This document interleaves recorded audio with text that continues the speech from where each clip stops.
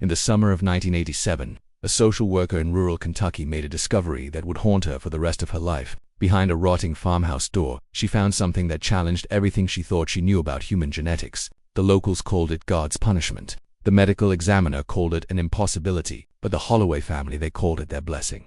What you're about to hear is a story that 3 generations tried to bury. A story about what happens when a bloodline turns in on itself for so long that nature itself begins to rebel. Hello everyone. Before we begin, make sure to like and subscribe, and leave a comment telling us where you're watching from. That way, more people will get to hear stories like this one. The night of the call. The call came in at 3:47 a.m. on July 15, 1987. Margaret Thornfield had been a social worker in Breathitt County, Kentucky, for over a decade. She'd seen her share of tragedy: malnourished children, homes with no plumbing, families scraping by in cabins that looked more like relics of the 19th century. But nothing in her 12 years of service could have prepared her for Holloway Ridge Road. The complaint itself wasn't unusual. Neighbors reported strange cries coming from the old Holloway place. Not the sound of livestock, not even the wails of hungry children. No, this was different. Animal-like, one caller had said. Inhuman, another whispered to the sheriff's dispatcher. The sheriff's department had gone out twice already. Each time, they knocked. Each time, the house remained still, its windows boarded, its porch sagging like tired shoulders. No answer. But the third time, they brought Margaret along, suspecting that perhaps children were being hidden. What greeted her was a house that seemed more like a wound on the landscape than a home. Its paint had long peeled away, leaving the raw wood beneath rotted and dark. Windows were covered with mismatched planks hammered haphazardly into place. And then there was the smell. Margaret would later say that it wasn't just rot, it was something sickly sweet. The smell of flesh and mold mingling in a way that clung to her hair and clothes for days. A maze of secrets that deputies forced the front door, the sound echoing like a gunshot across the ridge. Inside, Margaret's flashlight cut into a darkness so heavy it felt alive. The house was partitioned with sheets and wooden barriers, as though someone had deliberately built a labyrinth. And from somewhere deep inside that maze came the sound, a keening wail, drawn out, rhythmic, almost like chanting but broken into sobs. It raised the hair on Margaret's arms and sent one deputy stepping back toward the porch. The trail of sound led them to a back bedroom, and it was there that Margaret Thornfield first saw the crib. What lay inside would later be described in medical journals as genetically implausible. Margaret described it in simpler words: a child that should not exist. Her flashlight beam fell across twisted limbs, a skull too large for its frame, eyes that wandered independent of one another. The infant made no cry when the beam landed on its face. Instead, it smiled, and Margaret understood that what she had stumbled upon was not simply a case of poverty, or neglect, or abuse, was the terminal stage of a bloodline folding in upon itself. Back to the beginning. To understand how such a thing could happen, we need to return to the year 1847.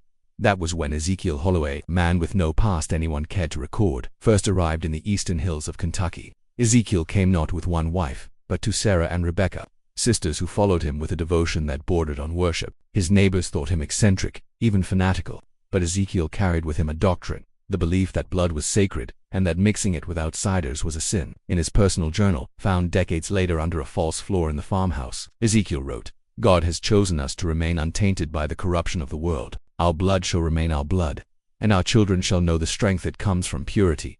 What began as religious conviction hardened into law. Ezekiel's children married one another. Their children did the same.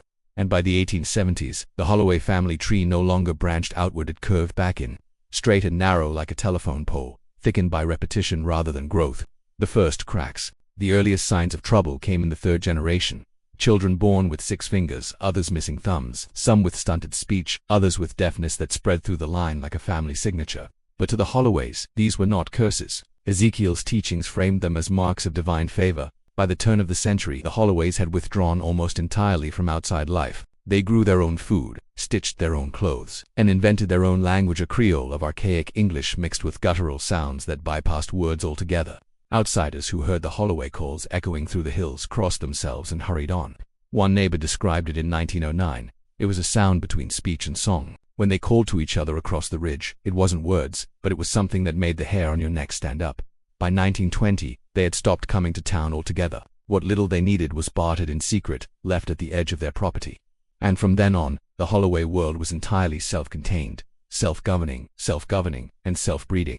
The doctor's visits. In the 1940s, Breathitt County's only physician, Dr. Nathan Crenshaw, was summoned to the Holloway property 3 times. His private notes, discovered decades after his death, provides some of the most chilling documentation of what generations of cousin marriages had wrought. The children display characteristics I have never encountered in medical literature: severe cranial deformities, limbs bending in anatomically impossible directions, eyes moving independently of one another. Most disturbing is their insensitivity to pain.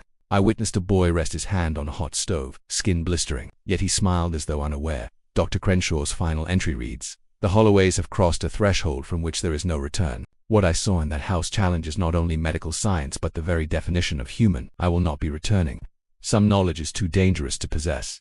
The patriarch of the 1940s at the time. The Holloway patriarch was Josiah, great-grandson of Ezekiel. Josiah had married his own sister, producing 7 children before her death in childbirth. He then turned to his eldest daughter, just 14, and took her as his wife. The offspring of this union were not merely unusual, they were different in ways that unsettled even the most hardened mountain folk. Neighbors swore they saw the children in the woods at night, moving on all fours, darting through trees with uncanny speed, despite their twisted frames. Others whispered that their guttural calls no longer sounded human at all. Josiah ruled them with scripture twisted from Ezekiel's journals, drilling into them that their deformities were signs of chosen blood. In truth, they were the visible toll of a century of incestuous breeding. The preacher's visit. The last known outsider to willingly spend time with the Holloways was Reverend Marcus Kane, a traveling preacher who arrived in 1952. He stayed with the family for 3 days, attempting to bring them back into what he called God's light. His diary from those 3 days survives in part. He described the Holloways as both pitiable and terrifying. The children crawl more than they walk. Their language is a mixture of sign and sound that I cannot comprehend. At night they gather in the yard, keening in unison, their voices rising like wolves but with an order to it, as though they understand one another perfectly. The patriarch, Josiah, tells me they are singing God's true tongue. Cain left abruptly on the 3rd night. His final entry reads, "I fear for my soul if I remain another hour in this house. Whatever lives here, it may wear the face of man, but it is not man as God made him." A question for you: the Holloway bloodline would continue, unchecked, into the 1980s when Margaret Thornfield's flashlight would fall across that crib. But before we move into that final discovery, I want to put a question to you. If you had been a neighbor living on Holloway Ridge, hearing the cries, knowing the whispers, would you have spoken up? Or would you, like so many did, look the other way, convincing yourself it wasn't your burden to carry? Comment your answer below, because silence, as much as blood, is what allowed the Holloway story to reach its final, shocking chapter. The night Margaret Thornfield stepped into the Holloway farmhouse in 1987, she crossed into a world that most people in Breathitt County had spent decades pretending did not exist. What she saw was not simply a home in decay, but the endpoint of a bloodline that had wound itself into a genetic knot too tight to ever unravel. The labyrinth, the farmhouse interior, was unlike anything Margaret had encountered. It wasn't arranged like a normal home. Rooms were divided by hanging sheets, boards nailed into strange partitions, and stacks of old furniture. The deeper she went, the less sense the layout made. It felt intentional, as if the house itself had been reshaped into a maze to hide what lived inside. The air was damp, the stench overpowering. Every surface was sticky, as though the walls themselves exhaled sickness. In the gloom, Margaret's flashlight caught glimpses of crude drawings on the walls. Crosses, circles, words written in a script that looked half English, half gibberish. And then came the sound again, the inhuman wail that had driven the neighbors to call. It wasn't the cry of one voice but many, rising and falling together, rhythmic, like a chant. The children of Josiah. Margaret's flashlight revealed figures crouched in corners and behind hanging sheets. Children, or at least, they seemed to be children. Their limbs were twisted, their eyes unfocused, their movements jerky and unsettling. Some crawled rather than walked, their knuckles dragging across the floor. Others stood but swayed, their heads bobbing as though balancing on fragile stalks. They didn't speak in words. Instead, they made guttural noises, clicks, hums, sharp keens that carried an eerie sense of meaning. They looked at each other when they made these sounds, but they never looked at Margaret or the deputies. Eye contact seemed forbidden.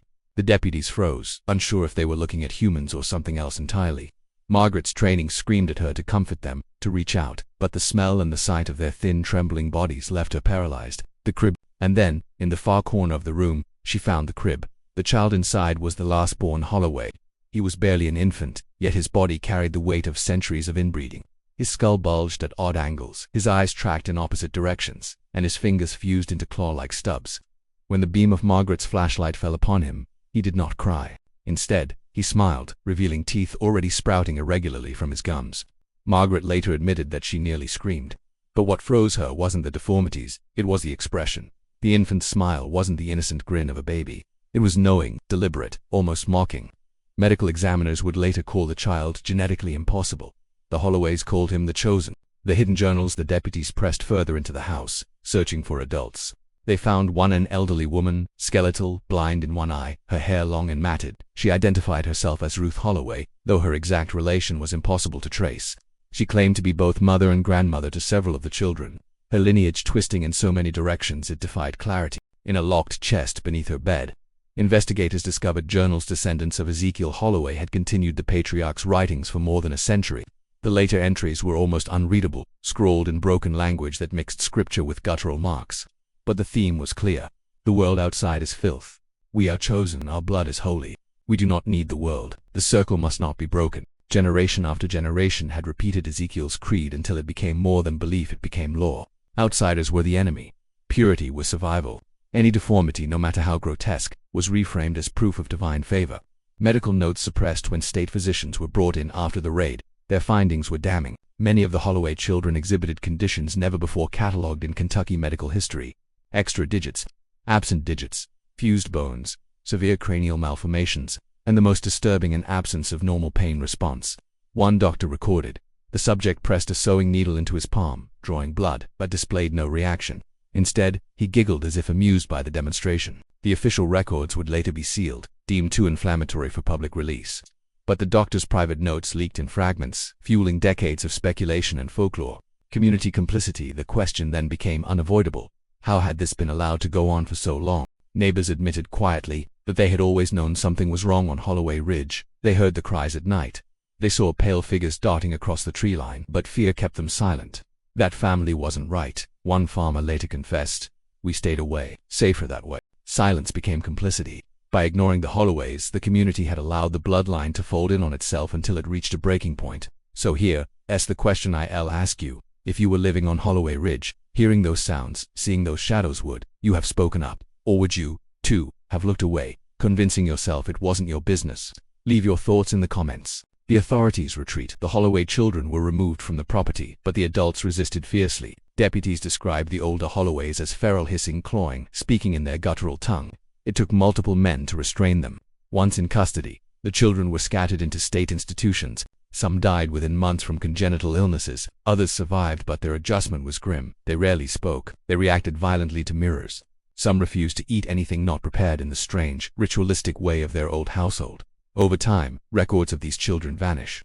Case files were lost, names changed, identities buried. Some may still live today, descendants of a bloodline once thought impossible. The house that should not stand after the raid, the Holloway farmhouse, was condemned, but demolition crews refused to touch it. Men claimed their equipment malfunctioned whenever they approached. Others said they heard crying from inside, though the house was empty. In the end, the farmhouse was left to rot. Locals still refused to go near Holloway Ridge. Hunters avoid it, claiming no deer or birds wander near the property. Teenagers dare each other to touch the broken porch, but few stay long. They say the land itself feels wrong, as though it remembers. What Margaret Thornfield found that night was not just a tragedy of poverty, nor simply a case of abuse. It was the endpoint of an experiment carried out over more than a century, an experiment in purity that became a curse. The Holloways believed they were chosen, but what they created was something the outside world could barely recognize as human. And as we move into part 3, we'll explore how the Holloway story spread beyond Breathitt County, transforming from sealed case files into folklore, urban legend, and finally into one of the most disturbing cautionary tales Appalachia has ever produced. Tell me this, do you think the Holloway children should have been integrated into society, given new names and libs, or was their bloodline too damaged to ever escape its past? Comment your thoughts below.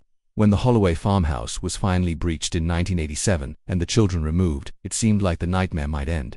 But in truth, the discovery was only the beginning of a different horror, the horror of what comes after, the aftermath, the silence, and the way memory transforms tragedy into legend.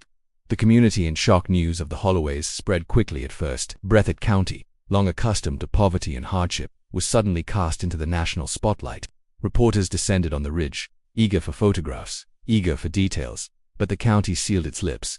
The official line was simple: a family removed from unsafe conditions, medical evaluations pending. Behind that bland phrasing lay generations of incest, deformity, and horror that no one dared articulate aloud. Residents whispered, but only in private. Many admitted they had heard the cries at night, seen pale figures in the fields, but said nothing. Others swore they had no idea. One neighbor put it plainly: "We knew, we just didn't want to know." Shame spread through the community like a second infection. For decades, people had turned away from Holloway Ridge. Now the whole county faced the accusation of complicity.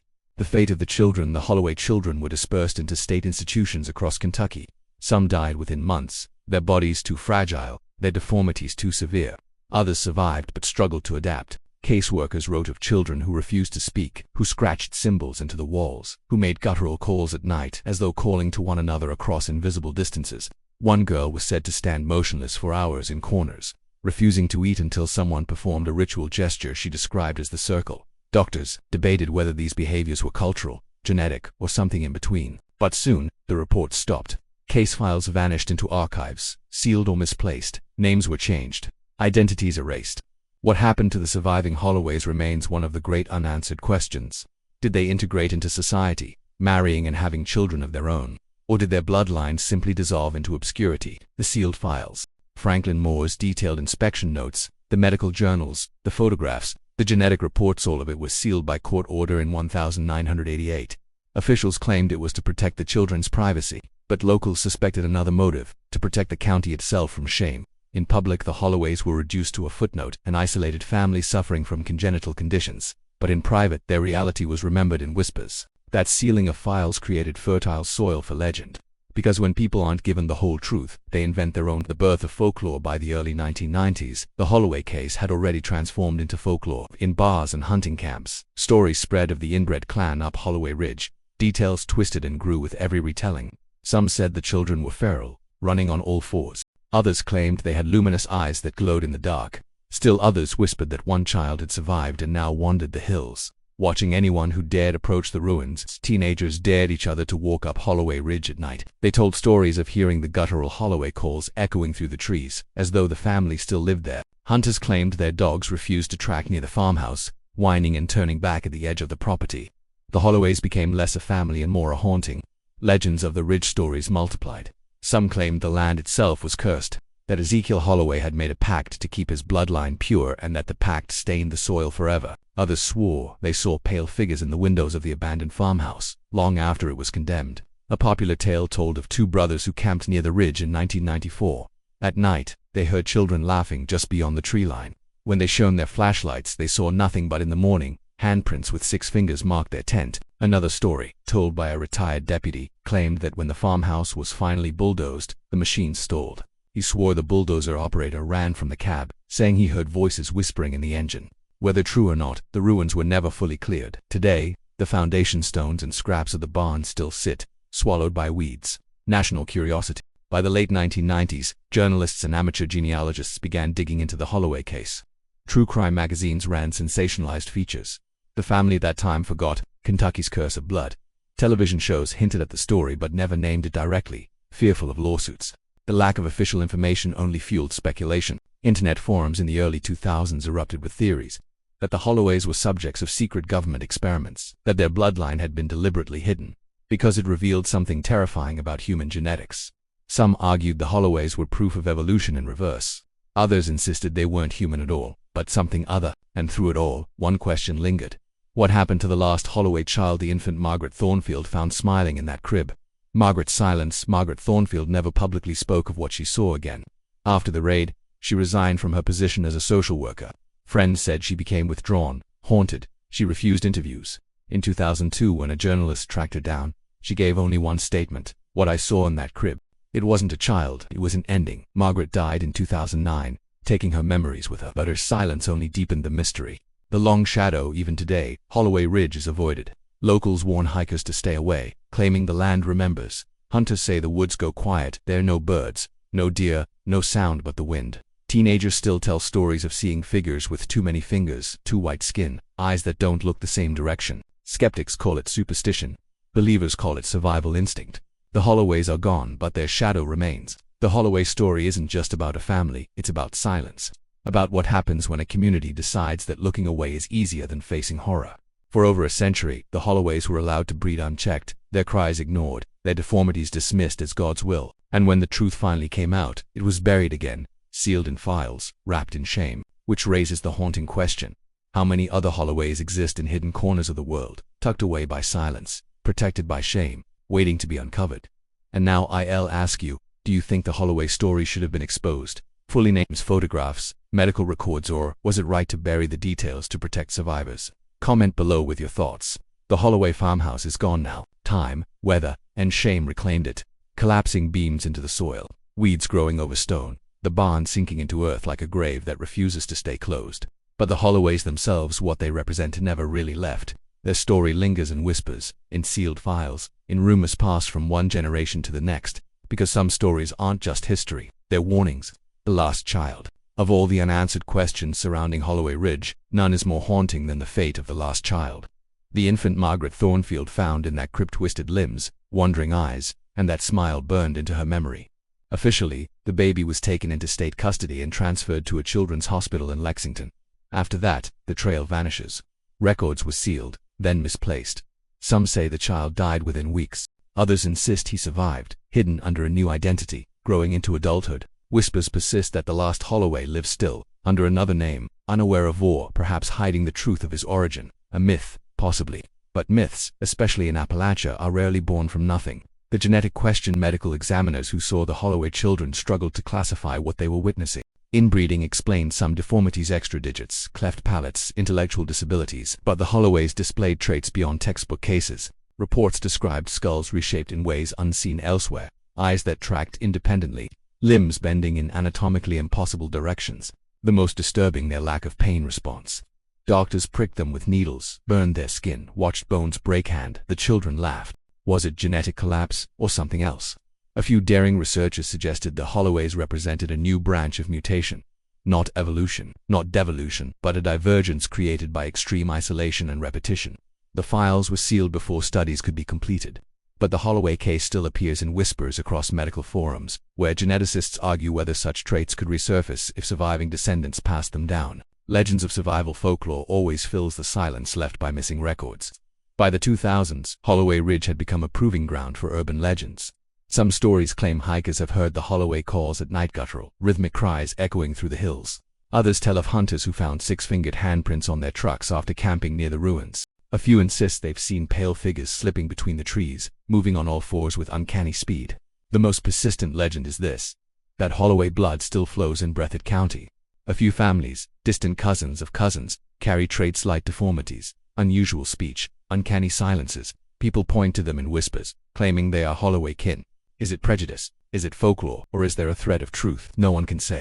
The curse of silence, what makes the Holloway story enduring, isn't just the horror of their genetic the silence that protected them. For over a century, neighbors ignored the signs, officials looked away. Doctors kept their notes private. One preacher who visited in 1952 summed it up: "They sang to me in a tongue I could not understand, and I left before I understood too much." Every generation had a chance to intervene, none did. And so the Holloways spiraled further inward, until their bloodline nearly collapsed into something unrecognizable. That silence is the true curse. Not the deformities, not the inbreeding, but the choice of a community to pretend nothing was wrong. Appalachia's shadow stories. But Holloways aren't alone.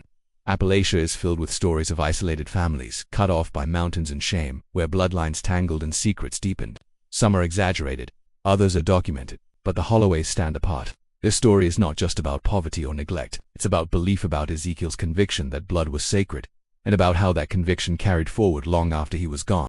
His words became law, and law became curse. Generations later, that curse manifested in children who smiled at pain, who crawled like shadows, who chanted in guttural tones to one another in the dark.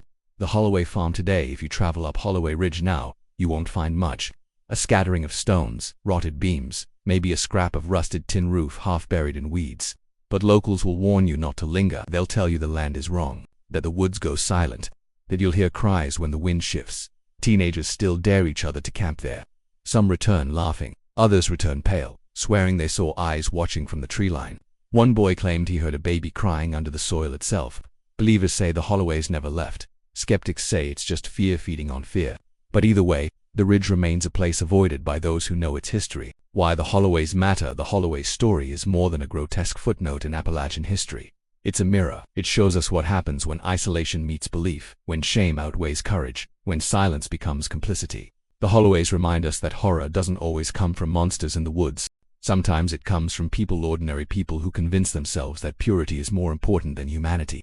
And neighbors who convince themselves that silence is safer than action. Closing reflections. So what became of the Holloways? Maybe they're gone. Their bloodline dissolved into the soil of Holloway Ridge. Maybe descendants walk among us, their history buried under new names. Maybe the last child survived, smiling still, carrying the weight of a family that folded in on itself until nature rebelled. We'll never know for sure. The records are sealed, the farmhouse is gone, and the only truth left is the one that echoes and whispers across the hills. Some family secrets are too heavy to die. Or would you choose silence, as so many did before? Comment your answer below. Thank you for watching this video. Click here to watch another video that might interest you.